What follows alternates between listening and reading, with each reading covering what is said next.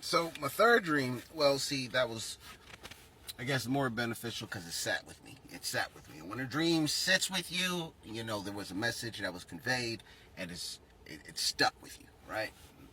All right. I figured that it had more to do with the conversation I had with a friend in actuality, reality, and I just brought it into my dream because it was still in the back of my mind.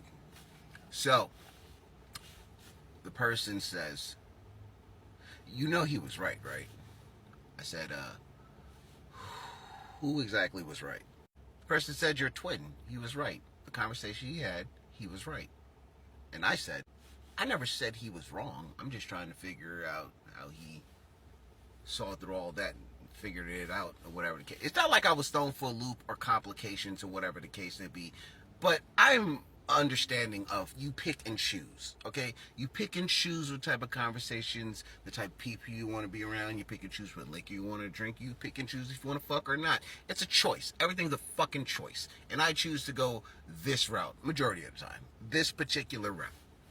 So the person in my dream says, "Well, you go this route because technically you're in defense mode, not survival mode, defense mode. You've done a lot of things and it didn't benefit you, so now you're at this point where it's all built up and you just finding a way to lash out this way." Now, is it healthy long term? No.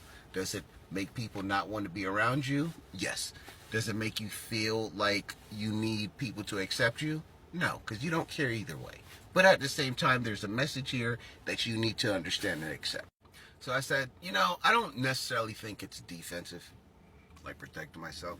I think it's more offensive. Because let's be honest, majority of the time with the people that we come across are the egotistical, lying, manipulating, and try to get somebody to do something for them. It's literally the definition of what goes on in the 48 laws of power. So me, I'm selective on certain conversations I want to talk about, the things I want to do. Now I'm at a point with the whole meditation and spirituality, I find myself enjoying to be by myself. It does not mean I want to be alone.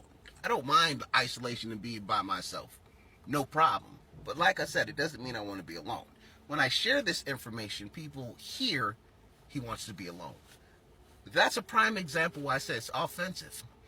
I'm being offensive with it because I'm well aware how a person is going to perceive it's not the same message that I'm actually giving. Majority of the time when you go inside a church building or hear some lecture or whatever the case may be, they're busy judging the person and not hearing the message. You know how I know this is a thing? When people actually start to talk, they automatically talk about themselves in background. So other people feel comfortable in what the message is going to be because they know they're going to get judged on being the messenger. Make it make sense to me?